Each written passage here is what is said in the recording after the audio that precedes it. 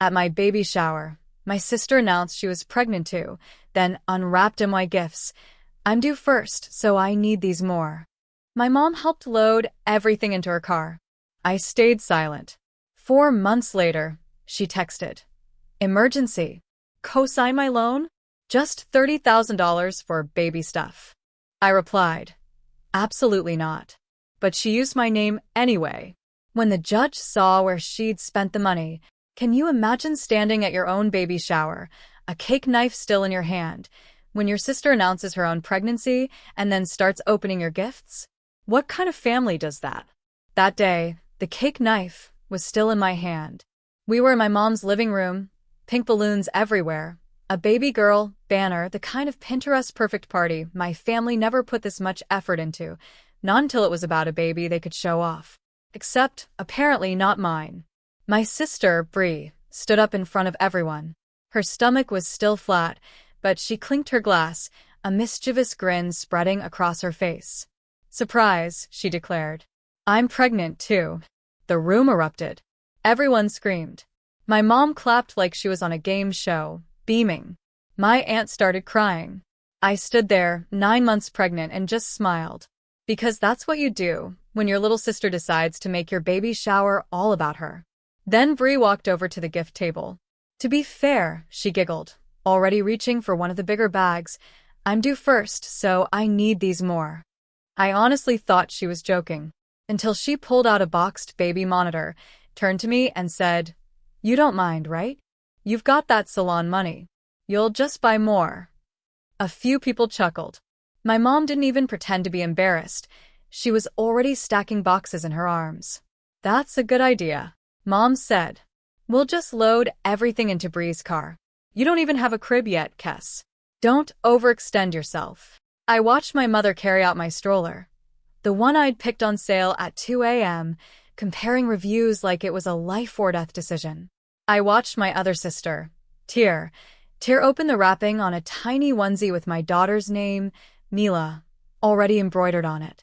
Oh, we can get this redone, Bree said, her voice airy. My girl's name will look cuter anyway. And everyone laughed. My throat went tight. My hand shook so hard on the cake knife, I had to set it down. My daughter wasn't even born yet, and somehow, they'd already decided she didn't matter as much. I said nothing. I just kept refilling punch cups, nodding, while my own baby shower was stripped and loaded into my sister's trunk. My mom carried the last bag out like she was doing a charity drop-off. When it was finally quiet, my husband, Aaron, came over. He put a hand on the small of my back, his concern radiating. You okay? He asked gently. Yeah, I lied, swallowing hard. I'm just tired. I'm Cassidy, 33, and I own Honeycomb Studio, a small beauty salon in Dallas. I built it from a tiny 3-chair space between a laundromat and a pawn shop into a full-service salon with 8 stylists, a brow tech, and a wait list for Saturday appointments. I'm good with money. Not rich, not fancy, but careful. I know what rent, payroll, taxes, and product orders look like down to the dollar. Aaron, 35, is an electrician. We rent a small 3-bedroom duplex, saving for our first house. Mila, our first baby, was due any day. To my family, though, I am and always have been one thing: the bank. I helped my parents refinance their house 3 years ago, paying the $1,800 closing costs. When my dad's truck needed a transmission, I put $2,300 on my credit card, just until the settlement comes through. When Bree decided to get married at a winery instead of the courthouse, I paid for her dress, her hair, and all the bridesmaids' makeup, which I did myself, for free, after working a full Saturday at the salon. I Venmo'd my mom $300 every month for groceries, even when I was skipping my own nails and Starbucks to keep the salon's chairs full and the lights on. If a bill was behind, they called me. If a cousin needed a plane ticket, they called me. If someone wanted a family trip and there was a gap in the budget, they'd just say, well, Kes has the salon. And I let them. I kept telling myself, that's what family does. They never really hid that they liked Bree more. She married on time, gave them the first grandkids, lived 5 minutes away. I was the one with the weird name, the weird ideas, and the business. The little digs added up. My mother introducing Bree's kids as the grandbabies at church, then tacking on, "And this is our other daughter. She does hair." My dad asking me in front of everyone, "How's the little shop?" Still hanging on, right after I'd just hit my best quarter ever. When I got pregnant, my mom's first question wasn't, "Are you happy?" It was, "Can you afford this?" So, yeah.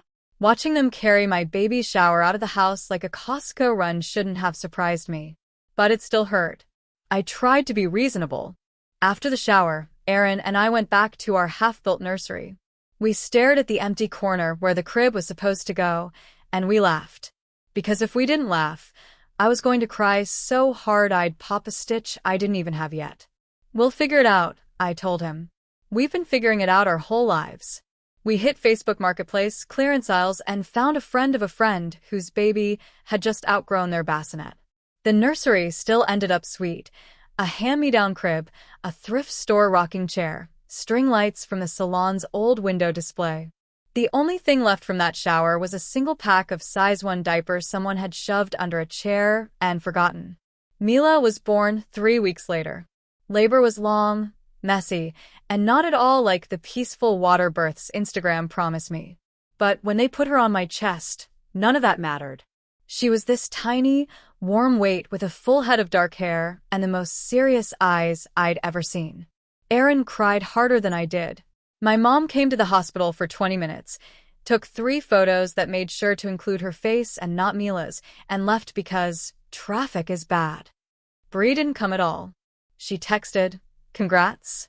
So happy for y'all," followed by 16 heart emojis, then a photo of a stroller she just bought. "Can I borrow your stylist discount at that baby boutique?" she added. I was literally attached to a catheter when she sent it. The next few months were a blur of feeding schedules, late-night salon bookkeeping on my phone while Mila slept on my chest, and my mother's occasional drop-ins to check the baby's head shape, followed by casual comments like, "You know, Bree's pregnancy is so hard on her. She's so tired. It's different when you're the first." Meanwhile, I was still sending my parents $300 a month, plus an extra $200 for the baby shower we never even did for Bree, because my mom mentioned money was tight. I know. I should have stopped long before. I just kept telling myself, once Mila was here, once they saw her, things would change. They didn't. 4 months after Mila was born, I was in the back room at the salon, pumping between clients, when my phone lit up with a text from Bree. "Emergency. Can you co-sign a loan for us? Just $30,000 for baby stuff. We found the perfect house, but we need furniture, nursery, car seat, everything." I stared at the screen, my milk machine whirring, my back aching from holding Mila at 3 a.m. I looked around at the shelves I'd bought secondhand, the towels I'd personally bleached for years, the calendar where I'd penciled in extra clients just to cover payroll during maternity leave. $30,000 for baby stuff? I typed slowly. Absolutely not. 3 dots popped up, disappeared, came back. Bree, wow. Seriously? You know our credit is in bad shape after everything with Tyler's job. I thought you of all people would understand. Forget it. I put my phone face down and went back to work. I told myself that was it. I had finally said no. I had no idea that my no didn't matter to her. 2 weeks later, a letter came instead of a text. I almost didn't open it. It looked like junk mail from the credit union, but something about the bold lettering made my stomach twist. "Welcome to your new personal loan. Co-signer, Cassidy Owens." I read it 3 times. I hadn't co-signed anything. I flipped to the breakdown. Loan amount, $30,000. Primary borrower, Brianna Owens. Co-signer me. Monthly payment, $612.73. First payment due in 30 days. Then I saw the signatures. Mine. In a handwriting that looked almost like my own if you squinted, and didn't know I loop my K differently. My heart dropped into my shoes. "Aaron," I yelled. He came from the kitchen, holding Mila in one arm, bottle in the other. "What's wrong?" I handed him the letter. My hands were shaking so badly the paper fluttered. His jaw clenched as he read. You didn't? No, I said, my voice barely a whisper. I told her no. In writing.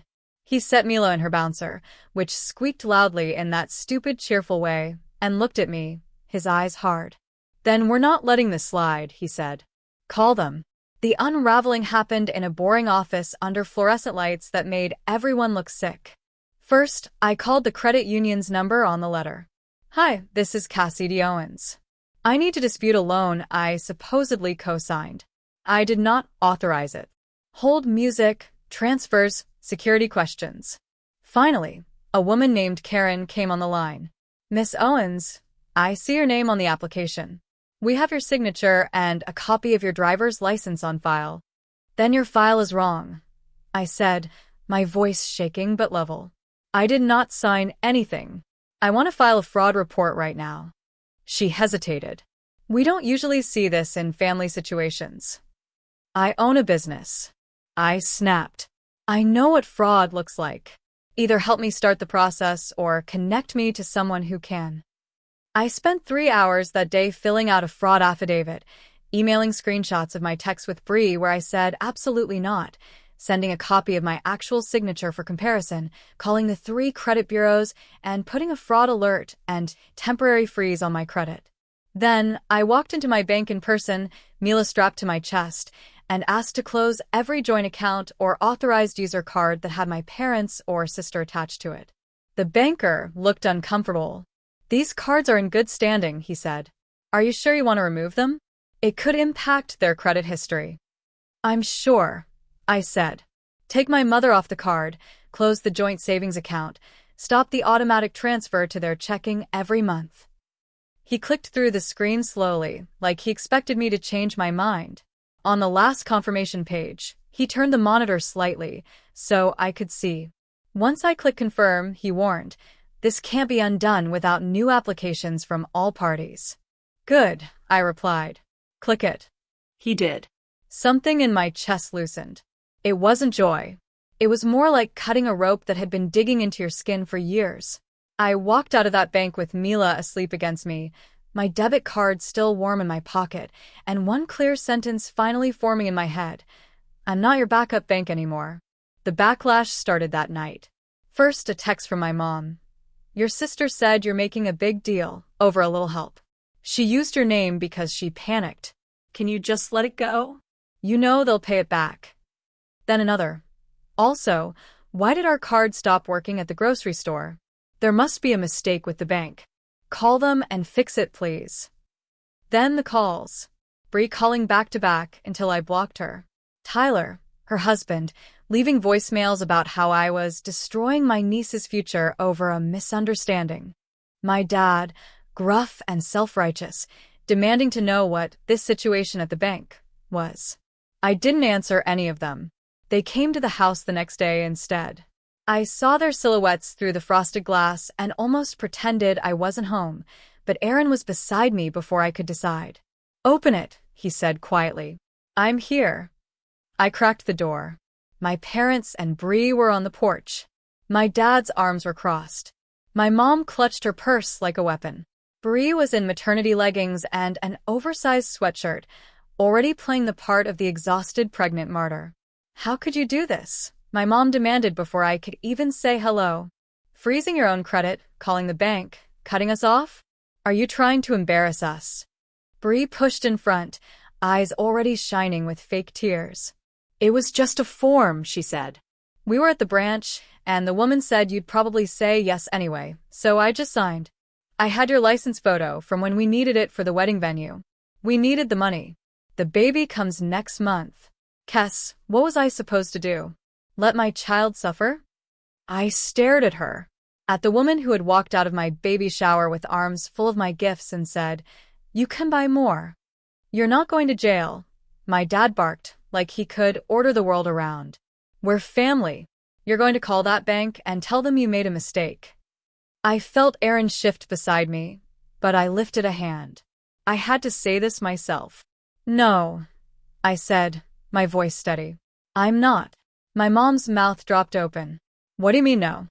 You can't do this to your sister. I didn't do anything to her, I stated, the words feeling like bricks. She did this. She committed fraud. She stole my identity and she used my name after I told her no. I'm not fixing it. I've removed all of you from my accounts. I'm done sending money. I'm done co-signing. I'm done being involved in anything financial with any of you. You're being dramatic, my mom snapped. Over baby things. The statement says Sephora, a Vegas hotel, and a baby moon Airbnb. I shot back. That's what the bank told me. Bree flushed. That was before we got serious, she muttered. You mean before you got caught? Aaron said, his voice dangerously calm. My dad stepped forward, like he might try to push past us. Aaron moved too, blocking the doorway with his body. You need to calm down, my dad said to him, stabbing a finger at his chest. This is between us and our daughter. Aaron's voice stayed level. If it involves her name, our home, and our child's future, it involves me, he said. We're not your customers, and she's not your ATM. My mom tried the soft voice next, the one she uses on church ladies and waitresses. Kiss, honey, she said, her voice cloying. Think about Mila. She needs family. Don't you want her to grow up with cousins? With grandparents? I thought about a living room full of women cheering while my baby stroller got loaded into someone else's car. About my mom's quick 20-minute hospital visit, and how she posted a photo of Bree's ultrasound later that same day with a caption, "Can't wait to meet this perfect angel," never once posting Mila's name. She needs people who won't steal from her mother and then call it love, I said, my voice cracking slightly with the weight of it. You all had years to be our family. You chose to be my creditors instead. My dad's face twisted. You're going to regret this when that baby grows up and wants to know why she doesn't see us. I'll tell her the truth, I said. You didn't act like grandparents. You acted like loan officers. I didn't slam the door. I just closed it slowly while my sister yelled that I was ruining her life. Maybe I was. Maybe I was finally ruining the life they'd built on my back. The bank moved faster than my family. They froze the loan, pending investigation. They requested handwriting analysis and pulled camera footage from the branch where the paperwork had been signed. It was Bree, clear as day, belly out, sliding my forged signature across the counter. The credit union decided to press charges. It wasn't just my complaint, it was their risk. $30,000 is not a little misunderstanding to a lender. The DA's office called me a month later. We'll need you to testify, the attorney said. Just about your relationship, your text where you refused, and that you didn't give permission. The idea of sitting in a courtroom across from my sister made me nauseous. But the idea of not doing it, of letting this become just family drama, made me sicker. Court was beige and cold, and smelled like old coffee. I wore black slacks that still felt too big since pregnancy, a blouse I'd worn to my first salon lease meeting, and left Mila with Aaron's mom. My parents sat behind Bree on the defense side, both in their Sunday best like they were at a church potluck instead of a fraud hearing. My dad refused to meet my eyes. My mom kept dabbing her nose with a tissue she didn't need. Bree looked small and very pregnant, which I knew was part of the strategy. Her lawyer kept calling her a young mother who made a mistake. I took the stand. They asked me basic questions. My name, my job, how long I'd owned my salon, whether I understood the responsibilities of co-signing. Have you co-signed loans before? The DA asked. Yes, I said. For my parents' refinance and my dad's truck. I also had my mother on a credit card for emergencies. You removed all of those after this incident. Yes. Why? Because I realized none of them respected my no. They saw my name as something to use, not protect. He showed the screenshot of my text that said absolutely not. Did you at any point change your mind and agree to co-sign this loan? No. Did you give your sister permission to use your driver's license? No. Did you sign any paperwork related to this loan? No. Then it was Bree's lawyer's turn. He tried to make it messy. Isn't it true, he said, that you've helped your family financially before? That it's not unusual for you to assist them? It's true I've helped, I said. It's also true I finally stopped. He tried to suggest maybe I'd given verbal consent and forgotten, that maybe Aaron had pressured me to turn against my family, that I was bitter over baby shower drama. "You were angry that your sister announced her pregnancy at your baby shower, weren't you?" he asked, trying to lead me. "Yes," I said plainly. I was. I was also 9 months pregnant and still managed not to commit a felony. A couple of people in the gallery coughed to cover their laughs. The judge didn't smile, but his eyes flicked up for a second. Then the bank's fraud investigator testified. He brought an itemized list of where the $30,000 went. It turned out baby stuff included $4,200 at a high-end furniture store, sectional sofa, marble coffee table, statement mirror, $1,700 at a luxury handbag boutique, $3,800 for a baby moon in Vegas, $2,500 at an electronics store, 2 new phones, and a gaming console. $6,000 wire transfer as a down payment on a content creator course Bree had found online, $2,300 labeled gender reveal photography and decor, $1,100 at an upscale spa. There were baby items in there, too, a fancy crib, a top-of-the-line stroller, a designer diaper bag, but most of it was lifestyle. When the list was read out loud, the judge's eyebrows climbed higher and higher. He finally looked at Bree, then at my parents. "Is there any dispute," he asked, "that this money was spent as described?" Her lawyer tried to spin it. Stress, hormones, social pressure. My sister cried about wanting to give her baby the best start. The judge wasn't buying it. "In my courtroom," he said, his voice firm, "wanting the best for your child starts with not committing crimes. And not saddling your sister with a debt she explicitly refused to take on." In the end, Bree took a plea. Guilty to identity theft and bank fraud. Reduced sentence, 2 years of probation, restitution to the credit union, mandatory financial counseling, a felony on her record. The judge was explicit. The cosigner was cleared. My credit would be removed from the loan entirely.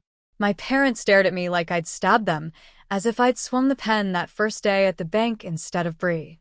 The real fallout didn't come from the judge. It came from my mother's phone. She called the next day, sobbing. "You happy now?" she cried. "You've ruined your sister's life. How is she supposed to get a job with this on her record? How is she supposed to raise that baby?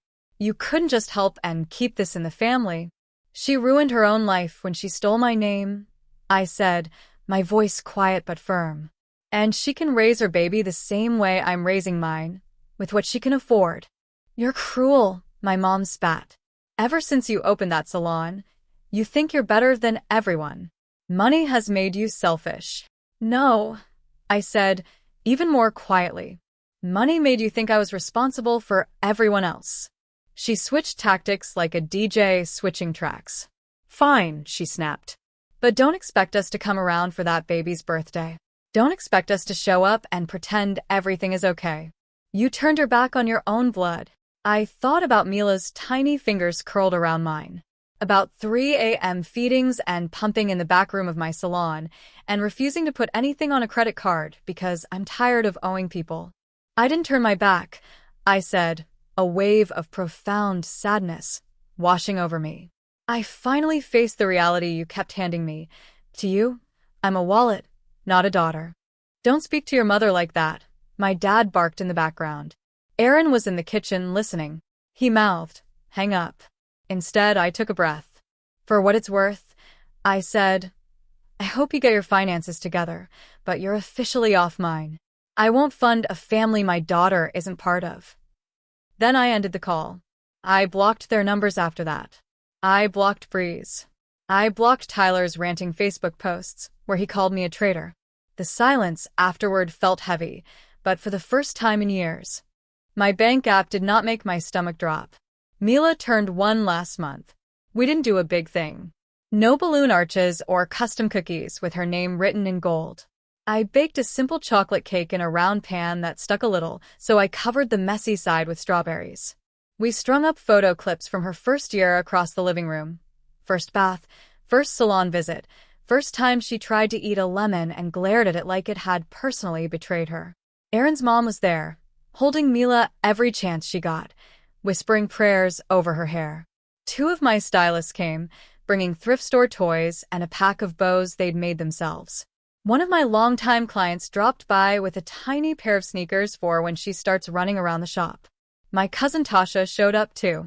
She was the only one from my side of the family who sat in the back row at court, arms crossed, eyes hard, watching the judge read out that spending list. "I always knew they were using you," she'd said after the hearing. "But seeing it on paper like that, girl, I'm ashamed I didn't say something sooner." At the party, Tasha picked up Mila, who studied her for a second and then immediately went for her hoop earring. "Hi, birthday girl," Tasha said softly.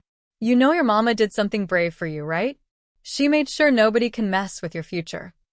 Mila babbled and smacked her in the chin with a frosting hand. We sang. Mila smashed cake. No one took anything out to their car except trash. There were 2 empty chairs at the kitchen table. I put them there on purpose, not as an invitation, but as a reminder to myself. I set them up, then put nothing on them. No jackets, no diaper bag, just space where grandparents could have sat if they'd chosen us over money and manipulation. When everyone had gone home and the house smelled like sugar and baby shampoo, I carried Mila into her room. The thrift store crib, the hand-me-down rocking chair, the string lights, the space we built ourselves. I settled into the rocker, and she laid her head on my chest, already half asleep. For years, my family treated my wallet like the only part of me that mattered. They proved it again and again, at dinners on payment screens, at a baby shower where they turned my child's welcome into a shopping spree for somebody else. I used to think I could pay my way into their love, that if I gave enough money, time, gifts, they'd make room for me and my kid. But love doesn't come with an interest rate. Now my accounts are quiet, my phone is quieter, and my daughter, who will grow up hearing the truth, is surrounded by people who show up because they want to, not because they're hoping I'll bring my checkbook. That's the life I bought the day I said absolutely not and meant it. And I don't regret it. This story changed my life. What would you have done if you were in my shoes? Share your thoughts in the comments below. I really want to hear from you.